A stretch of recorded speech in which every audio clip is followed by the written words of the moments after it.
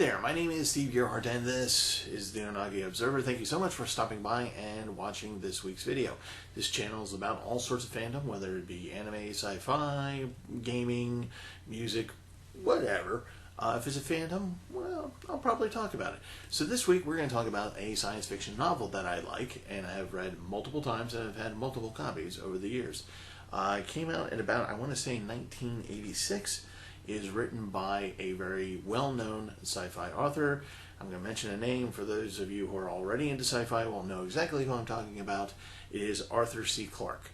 And for those of you who don't know Arthur C. Clarke, but you do know what 2001: Space Odyssey is, Arthur C. Clarke is the one who wrote the book that later became the movie. So, there you go. But we're not going to talk about 2001: Space Odyssey. We're going to talk about, make sure you guys can see this in the camera, The Songs of Distant Earth.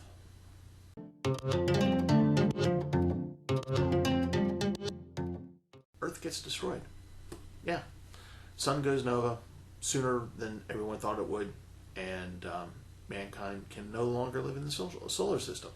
So the book goes back and forth. It goes back and forth in time a little bit, and it talks about how the discovery that the sun was going to go nova before, instead of millions of years in the future, in about 4,000 years. And kind of notes how people, once figured that out, they started going, okay, let's start developing technologies and things to push mankind out into space so that mankind can survive even if the Earth cannot.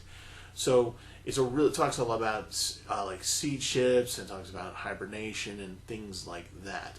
But then the story cuts back to a distant world in the future called Thalassia. And Thalassia is on this like almost water world of Kevin Costner proportions. So basically there's this very small mass of land, basically think Hawaii, and that's all there is in terms of land and this entire water planet. And that's where one of the colony ships, seed ships, landed, and this has turned out to be a successful colony. So this colony has been around for a few hundred years.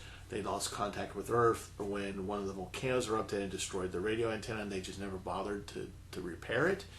And yes, there is a reason why they never bothered to repair it, because they lived this idyllic lifestyle on these islands where the weather is always nice. Yeah, there's a few storms every now and again, but you know, they live in peace and harmony, and you know, there's no real conflict. So suddenly the last ship from Earth, the Magellan, which is a hibernation ship, so it has about 50,000 people on board who are in hibernation status. And the thing is they come to Thalassia on purpose. It's actually part of what they're supposed to do as they're going on to their planet called, yes, Sagan 4, after, of course, Carl Sagan. And that's the planet they're going to colonize, but on the way over, they need to stop at Thalassia because they need water. Why do they need water? Well, as the book points out, space is not empty. There's a lot of crap in there that's going on there. So if you're going the 20% of the speed of light, and a tiny microscopic meteor hits your ship is going to get destroyed. So the premise is that they create this huge ice shield that gets worn down over time. And so they want to make a new ice shield to get them to the next leg of the journey, to get them to Sagan 4. They stop there, and then the book turns into how two different cultures meet. This is the last group of Earthborn people. They have seen the end of the Earth. As they were leaving the solar system, the sun went nova, and they were able to watch Earth get destroyed. They were able to watch things like the pyramids melt and stuff like that. So they actually saw the destruction of Earth. So they are the last people of Earth. And they show up on Thalassia. And the Thalassians, of course, they're just like, pretty much all blonde hair, blue eyes, white people. No, there's no Nazi thing going on here. That's not a thing in this book at all. It's just, that's just how they happen to work out genetically. So, so these two cultures kind of clash. And it brings up very good questions and interesting questions like, how do the people from Earth, do they impart all of their knowledge onto these people? Do you infect them with ideas of war and strife and murder and things like that comes from works of art like Shakespeare? Do you edit that stuff? Is that a thing that you want to censor? Do you want to, now that you've come to this wonderful planet that has this idyllic, the people on the ship, some of them are like, well, why should we go to Sagan 4, which we know is we're going to have to terraform, when we can be here? And what would that impact be? So there's a lot of moral and ethical questions that go on in this book.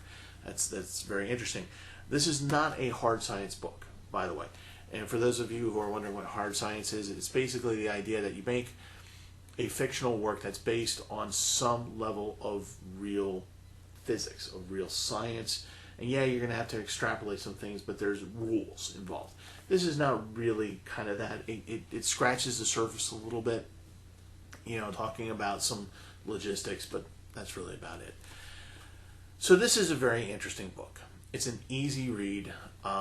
It really should not take you longer than a weekend to read it. And you might get absorbed enough to actually read this in a weekend. That's how good this book is. The thing is that, like I said, it's going to leave you with questions. And they don't answer those questions. And there's also things that you want to talk about. Like there's questions like, well, what worlds do we go to? Do we go to worlds where there's life? Do we go to worlds where we're going to have to terraform? So there's questions like that. Like when the Thalassians, when the sea ship came to Thalassia, that was not something that was considered.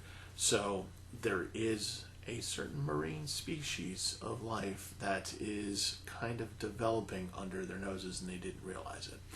So I don't want to spoil it for you, but there's that.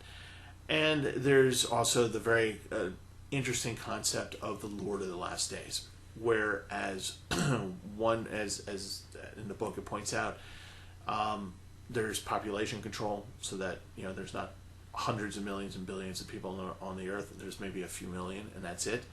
And they achieve whatever they want to do, and logistics isn't, or what they need isn't so much a problem, as they point out in the book.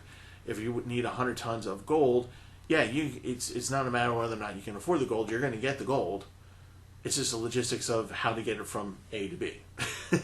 So that's the problem. So it's very interesting how they talk about that, how they talk about terrorism a little bit in here, and how some people view the end of the world. So just a lot of philosophical stuff going on in this little book. If you get a chance to read this, go to your local library, order it online. I'm sure you can find it on Amazon. Find a used copy, not mine, for probably really cheap. Again, you can't have my copy. This is mine. I adore it. If you are not much of a science fiction reader, or if you are wanting to get into science fiction, that's another good thing about this book. This will help you do that, and it's written theoretically by a guy who is pretty well known in the industry, who kind of helped the genre along. And again, you're not going to be burdened with, oh God, do I have to know physics? No, you don't. Things will be explained. And if you enjoy this book, then you can move forward in your adventures in science fiction. So yes, get the book and enjoy it. That's it for this week. Thank you very much for watching. The Weekly Dig will be up next week, so be sure to stop by and see that. We do have the AMV contest still going on. I moved it, the deadline, from the end of May to the end of June. And yes, if you do this AMV, you could win a prize. Yes, who doesn't want prizes? Also, like and subscribe. If we get around 200 people, that's what I'm saying, it's 200 people, 200 subscribers, you all get digital sushi. And who does not want free digital sushi? I want it, you want it, so let's get it. All right, COVID is, we're right around the corner on that, but you still need to get your shots. And if you got your first shot, but you need to get your second shot, get your second shot. And remember, wear your mask, social distance, because wouldn't it be great if we can get around this thing and actually see each other in real life? That would be awesome. Okay, guys, thank you so much for watching. Love you. See you next week.